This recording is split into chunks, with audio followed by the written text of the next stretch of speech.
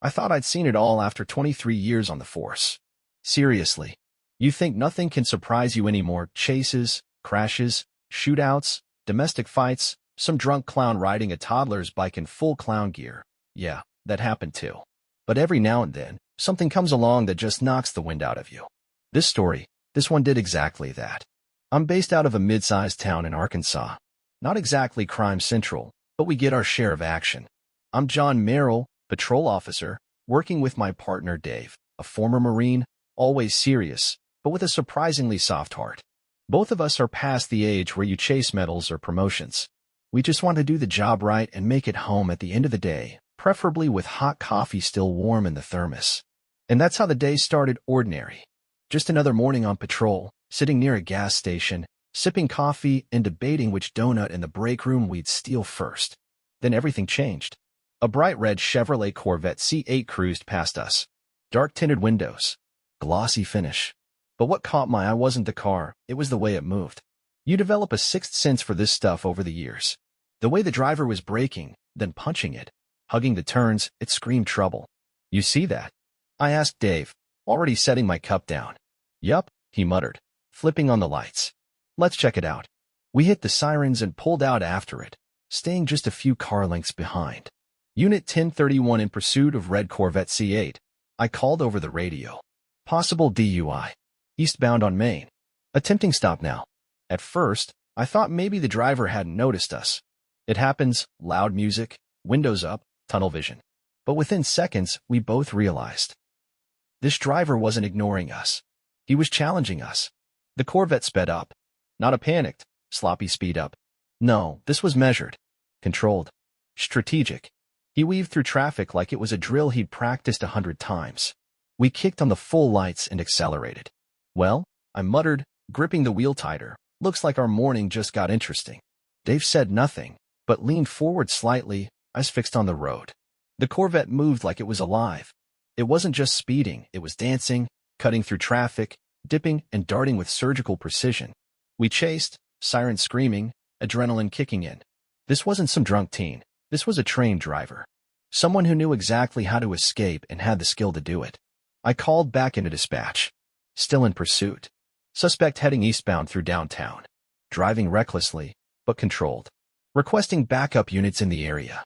As we pushed through intersections and twisted down city streets, the Corvette never missed a beat. He didn't clip a curb, didn't tap another car, didn't slow down for a single second. And still, somehow, it felt like he wasn't just fleeing, he was testing us. We blasted past a school zone, the street lights blurring as the city began to thin. The wide-open stretch toward the freeway loomed ahead. Dave was watching the turns, radioing in for other units to position ahead. But my focus was locked in. Whoever this was, they weren't running away. They were running on purpose. Have you ever watched $85,000 of pure speed dance through traffic like it was choreographed? No? Well, I have. The moment our sirens went on, I naively thought maybe the driver hadn't heard us. Loud music. Maybe. Distracted? But no, that Corvette didn't just keep going. It came alive. That car dropped gears and took off like it had something to prove. Not the panic jerk of someone caught doing wrong, no. This was precise. Surgical. Like a pilot pulling into formation. He's running, I said flatly, pressing harder on the gas. Dave didn't answer. He just buckled in a little tighter, muttering under his breath, let's see what this bastard's got. The Corvette weaved into traffic like a red streak of lightning. We were still in town, where any wrong move could slam into a commuter or a mom taking her kid to school. But whoever was behind the wheel wasn't sloppy. He danced around sedans, glided past delivery vans, slipped between two pickup trucks with inches to spare, and didn't touch a single bumper. It was maddening. We surged forward, but our cruiser didn't have the torque of a sports car. And the driver knew that. He wanted this. The sirens, the attention, the pursuit. You could feel it. This wasn't a getaway. It was a performance. I grabbed the mic again. Dispatch. Subject is actively evading. Heading eastbound, just past Willow Street. Corvette C8, red, tinted windows. Maneuvers are evasive, extremely skilled. Likely sober. Possibly professional experience. Requesting immediate backup. This one's not typical. The dispatcher acknowledged, but there was tension in her voice too. You could hear it. This wasn't the kind of pursuit you get every day. Hell, it wasn't even monthly. We turned a corner at nearly 50, tires screeching, just in time to see the Corvette slip through a yellow light. And then he did something that chilled me a little. He slowed down. Not by much, just 10, maybe 15 miles an hour. But enough that we started to gain on him again. Like he was letting us catch up. Like a dog playing tug-of-war, loosening just enough before yanking back. Dave noticed it too. He's baiting us. Yup, this guy knows the area. We approached the city's edge. The buildings started thinning out. The road got wider. The traffic, lighter. And just like that, the Corvette slid onto the on-ramp for I-73, tires hugging the curve like magnets. He wanted out of the maze. He wanted room. He's going for the open road, I radioed in. Southbound on I-73. Recommend spike strip at Highway 145 intersection. Repeat, spike strip at Highway 145. Dave already had the map up on the dash display, checking distances and plotting. We've got a team near the mile marker. If he stays on course, they'll be ready. I nodded. He's not going to smash through a blockade. He's too clean. He'll break. We accelerated after him onto the highway. And that's when I really felt it. That old adrenaline kick, the one I hadn't felt in years. Not fear. Not excitement. That in-between place where your instincts take the wheel and time slows just a bit. And let me tell you, that Corvette? It moved. It didn't just go fast, it flowed. It dodged big rigs with grace, shifted lanes like it was reading minds, and danced past SUVs and pickups like they were standing still. We couldn't shoot out his tires, too much traffic. And he knew it. He was riding that line fast enough to outpace us, careful enough to avoid giving us an excuse. But what he didn't know was that 2 miles ahead, a team had shut down the left 2 lanes and laid down a line of spike strips, waiting like steel teeth in the pavement. He was heading straight for them. And he didn't even flinch. No swerving. No sudden detour. That Corvette rolled forward, fast, fluid, and then, 30 feet before the spikes, it just slowed. And stopped. Clean. No screeching. No smoke. Just stillness. Dave and I both sat frozen for a second. What the hell? He muttered. Why stop now? I didn't answer. I didn't know. I just felt it in my gut. The way that car came to a rest. The way the engine idled. The perfect alignment to the road like a car commercial still frame. This wasn't surrender. This was timing. We stepped out, guns drawn, hearts pounding, unsure of whether we were about to pull out a drug runner or face down someone far more dangerous. We crept forward. I reached for the door. And then the window slowly began to roll down. The longer the chase went on, the more it felt like a chess match. Not a fight. Not a foot race. A deliberate, cold-blooded, strategic game. And every move this driver made told me one thing. He wasn't scared. He was in control. That Corvette didn't move like a stolen car or a panicked DUI. It moved like it had a purpose. And that purpose? To test us. As we barreled down I-73, our cruiser eating up lane after lane trying to keep up, I kept my eyes locked on that red tail. He dipped, shifted, glided. He didn't drive the car. He commanded it. Still following, I radioed in. Southbound on I-73. Spike strip is ahead, just past mile marker 145. We'll push him right into it. Copy that, dispatch replied. Perimeter units are holding position. Dave was calm, focused, locked in. I could feel the tension coming off him, though. We weren't just chasing a reckless driver anymore. We were being led. Then something strange happened. The Corvette began to slow down. Not in a panic. Not jerking or swerving. Just easing up. Like it had reached the end of its line. Or like the driver had decided now was the moment to stop. Dave looked over at me. He's giving up? I didn't respond. Not yet. We watched as the car rolled to a clean, elegant stop, maybe 20 feet short of the spike strip. No burnout. No fishtailing. Just a gentle, precise park job like someone pulling into their favorite spot at church on a Sunday morning. We parked behind him, lights still flashing. My heart was thudding now, not from fear, but from something else. Curiosity.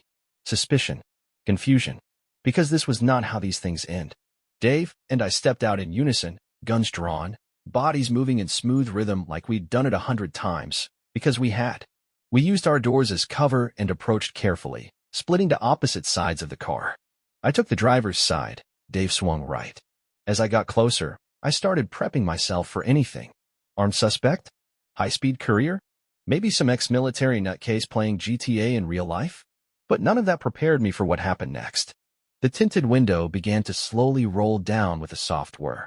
And there, Sitting behind the wheel, wearing a pastel knit cardigan and a soft smile, was a little old lady. 85, maybe older. White hair tied up neatly. Gold-framed glasses perched on her nose. Hands resting calmly on the wheel like she was waiting to order at a drive-thru. She looked at us, both guns still raised, and said with a cheerful little chuckle, "Well, boys, I've got to say, you really need to work on your cornering. You're awfully slow on the turns." I blinked. I lowered my weapon. I looked across the car and saw Dave. His jaw was half dropped. His face caught somewhere between disbelief and full-blown, "What in the actual hell?" "Ma'am," I stammered. "You were the one driving this." She smiled sweetly, as if we were discussing soup recipes. "Of course I was. Why, did I miss a stop sign?" I holstered my gun out of sheer instinct. Nothing about this woman said danger, except for the part where she just outran 2 patrol cars at over 100 miles an hour through a city and onto the interstate. We asked her politely to step out of the vehicle, which she did, slowly but gracefully. I offered a hand. She didn't need it. While Dave ran the VIN and plates, I stayed with her on the shoulder of the highway. The wind was picking up. Her cardigan fluttered gently in the breeze. "Do you mind telling me what that was all about?" I asked carefully. She gave me a little shrug. "Just needed a bit of fresh air," she said. "And this baby really sings on the open road." "Whose car is this?" "My grandson's. He said I could take it for a spin." So I did. "And when we turned on the sirens, you didn't think to stop?" She gave a sheepish grin. "Well, officer, I'll be honest. I used to race. Rally, back in the 60s and 70s. Once I felt that motor kick in, it just kinda took me back. And just like that, all the pieces clicked. The skill, the control, the confidence. This wasn't a joyride gone wrong. This was a legend behind the wheel." When Dave came back, he gave me a nod. Everything checked out. Registration, insurance, license valid, no outstanding warrants, no drugs, no alcohol, no nothing. Just a very fast grandma with a nostalgic itch. We stood there, awkwardly, for a few moments. None of us quite knew what to say, until she broke the silence. "You know," she said, dusting off her sleeve, "you boys are good. But if you ever want to really chase someone, you'll need better tires. And maybe a little rally training." And I swear to God, I laughed. I hadn't laughed like that on the job in years. You ever have one of those moments where reality just hits pause? Like, the highway noise fades, your heart slows, and you're just standing there, gun still warm in your hand, staring at an 85-year-old woman in a cardigan, who, 10 minutes ago, was tearing down the interstate like a bat out of hell. It didn't make sense. Not even close. But it was happening. By the time the secondary patrol unit rolled up, Dave and I were standing there with Margaret, that was her name, trying to make sense of the situation. She'd handed us her license, registration, and insurance like it was any routine traffic stop. Everything was legit. The car was registered to her grandson, who had indeed given her permission to drive it. She was of sound mind, fully licensed, and showed no signs of impairment, physical or otherwise. She wasn't confused. She wasn't delusional. She was just having a day. "Ma'am," I said, taking a breath, "do you realize that you led multiple law enforcement units on a high-speed pursuit? That you endangered yourself and others?" She smiled with the kind of warmth usually reserved for fresh pies cooling on windowsills. "Endangered? Oh, goodness no. I kept a safe distance from every vehicle. Took my turns clean. Never exceeded what I thought I could handle. And don't worry, I stayed off the gas in residential areas. I may be old, but I'm not inconsiderate." Dave actually chuckled under his breath. That was rare. She wasn't being arrogant, just honest. And we could see it. The way she spoke, the way she carried herself, the way she drove. This wasn't an accident. It was muscle memory. "Used to be on a rally team," she told us, brushing wind from her face. "Back in Kansas. We were called the Silver Fire. All-women crew. First to take the Ozark Canyon run in '73. As she said it, the second unit sergeant, a grizzled guy named Barry, hard as nails, stepped forward and squinted. "Wait a minute," he muttered. "You said Silver Fire?" She turned to him, a glimmer in her eyes. "You know us." Barry took off his cap, scratched his head. "Hell, I saw you. I was 12. My dad took me to that race. You came in second, but everyone knew y'all had the fastest time. You just missed that checkpoint in the woods." She beamed. I don't mean smiled, I mean beamed. Like the sun just rose behind her shoulders. And that was the moment everything shifted. Barry, the toughest old-timer on the force, ended up chatting with her for 10 minutes like they were long-lost pit crew buddies. They talked about tire pressure, gear ratios, and how kids these days don't know how to trail brake. It was surreal. There we were, 3 armed cops standing on the side of an interstate, listening to a grandmother talk shop about rally racing like it was Sunday brunch. The absurdity wasn't lost on me, but it was also kind of wonderful. Now, we still had to follow procedure. At minimum, she was guilty of evading police, reckless driving, and speeding. And yet, Dave looked at me. I looked at him. Neither of us said a word. Because how do you slap handcuffs on a woman who just gave you a masterclass in control, dignity, and the pure joy of driving? We can't just let this go, I said quietly. No, Dave agreed. But we also don't need to throw the book at her. We walked back over. Ma'am, I said, we're going to issue a formal warning for failure to yield and reckless speed. It'll go on the record, but no charges, no court appearance. That's fair, she said, nodding. And thank you. I know I didn't make it easy. She reached into the Corvette and pulled out a paper bag, handing it to me with a wink. Homemade ginger cookies. I always travel with snacks. Can't race on an empty stomach. We laughed. I don't know why, but we laughed hard. And then she drove off, slow this time, waving to each of us as she pulled away from the shoulder. Dave opened the bag, pulled out a cookie, and took a bite. Holy hell, he mumbled. These are better than the ones from your wife. Don't you dare let her hear that. Back at the station, the joke started before we even shut the cruiser down. Did you two get beat by a grandma today? Need us to enroll you in a defensive driving course? Maybe you can borrow her walker for the next pursuit. We took it all in stride. Hell, we deserved it. But deep down, we both knew this wasn't just a funny story. It was a reminder. A reminder that sometimes the job throws you a curveball that isn't dark or violent or heartbreaking. Sometimes it gives you a day of laughter, grace, and perfect turns on open asphalt. And man, those cookies? Yeah, totally worth it. Back at the station, we didn't walk in like heroes. Technically, the pursuit was resolved. No one got hurt, no cars were wrecked, no shots fired. It was, by the book, a clean outcome. But emotionally, it felt like we'd just been outridden by someone's sweet old Mima with a driving glove collection and a pension plan. The moment we stepped through the door, the Bravo shift was already waiting. Radio chatter had given them the highlights. 2 cops, 1 Corvette, 1 high-speed pursuit, and a grandma. The jokes came fast. So, who was it? Some punk with a record? A cartel courier? Wait, don't tell me, a grandma in a minivan? Dave dropped the brown paper bag on the table. The smell of ginger cookies filled the room. 85, he said. Cardigan. Rally driver. The room went silent for 2 beats. Then erupted. Laughter bounced off the walls. One of the rookies practically fell out of his chair. Even our grumpy captain peeked out of his office to see what was going on. It was glorious. Are you serious? Someone gasped. You got smoked by someone's Nana? You sure it wasn't Vin Diesel in disguise? I bet she asked if you boys needed a ride home after. We took it all. Hell, we embraced it. Because truth be told, we were still processing it ourselves. That woman, Margaret, hadn't just driven well. She had commanded the road, controlled every second of that chase, and then walked away smiling, with cookies in hand, like it was her Sunday grocery run. The best part? Barry, tough as nails Sergeant Barry, pulled me aside later that day. You know, he said, lowering his voice. I looked her up.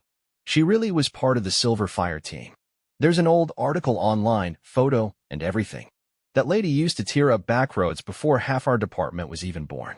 I didn't doubt it. You could feel it. Like meeting an old war vet who still remembers every battlefield. And the cookies? They made the rounds. Even the front desk took a few. We had to stop the lieutenant from hoarding them. Later that night, as the shift wound down, Dave and I sat at our desks finishing paperwork. The official report was pretty dry: pursuit, identification, lawful stop, verbal warning issued. But what the report didn't say was how we both sat there, looking at the gingerbread crumbs and feeling like we'd just come out of a dream. Think she'll do it again? Dave asked. Not unless her grandson gives her the keys again. Pause. We should probably send him a thank you card. I laughed. It felt good. The next morning, I found myself driving past the local high school. Out of habit, I glanced at the lot. And there it was. The same red Corvette. Only this time, a young guy, early 20s, shaggy hair, backpack slung over one shoulder, was behind the wheel, chatting with a group of teens. Margaret was next to him, leaning on her cane, talking with animation, pointing at the car's wheels, explaining something to a group of wide-eyed girls. I rolled down the window and called out, "Rally class?" She turned, grinned, and called back, "Preventative measures. If I teach them how to drive properly now, maybe you can get some rest and retirement." Even the kids laughed. And I realized something right then and there. Margaret wasn't just taking a joyride. She was passing the torch. Back at the station, Dave framed a letter she'd sent us, the one with the Route 66 stamp, and pinned it to our corkboard. Everyone in the department stops to read it now and then. Even the new guys. Especially the new guys.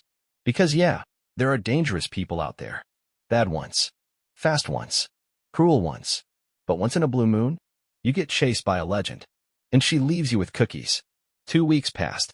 Life at the station fell back into its usual rhythm. Calls, patrols, domestic squabbles, shoplifters, complaints about suspicious dudes in hoodies. The kind of noise you tune into so well, you forget what silence feels like. But something had shifted, subtly but unmistakably. Every morning I walked into the patrol room, I'd glance out at the parking lot, half expecting to see that bright red Corvette again. Or Margaret. Maybe dropping off another bag of cookies.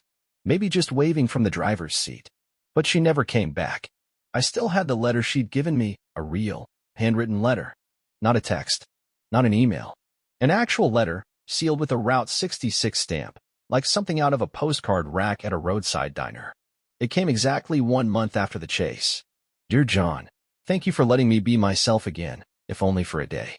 That day, it wasn't about adrenaline. It was about memory. About feeling wind in my hair and gravity pulling at my ribs like it used to in the old days. Thank you for not treating me like a criminal, but like a human with a story. I've stepped off the track. The car's back with my grandson. It's his turn now. But I'll always remember the way your sirens sounded like a drum roll and how your eyes softened once you saw who I really was. With warmest regards, Margaret K. I read it 3 times. Then folded it gently and slipped it into the passenger side sun visor of our cruiser. Not for official records. Not to show anyone. Just for me. For memory.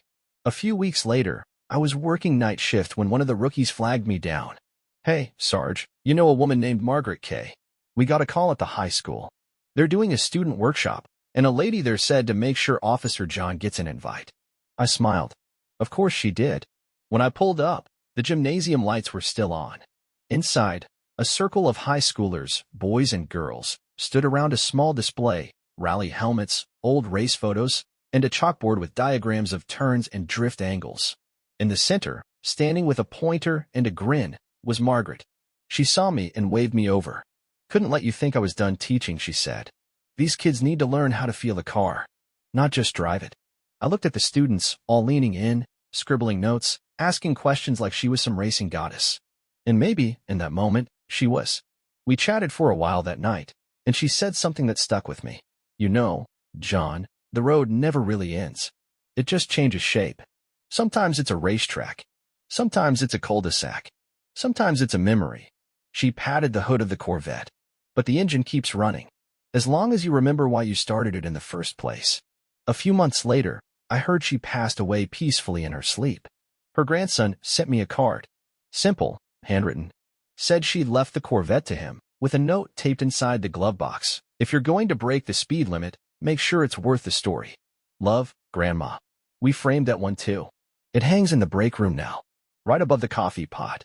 And every once in a while, when we're out on patrol, and the night gets too long or the silence gets too heavy, Dave will nudge me and say, "You think she's out there, in some kind of highway heaven? Taking corners clean, just in her mirrors. Sirens behind her." And I'll smile. Because yeah, I do. Because some people don't just drive. They live behind the wheel. And when they're gone, they leave something behind that no ticket, no arrest, no report ever could. A damn good story. And the best damn ginger cookies I've ever had.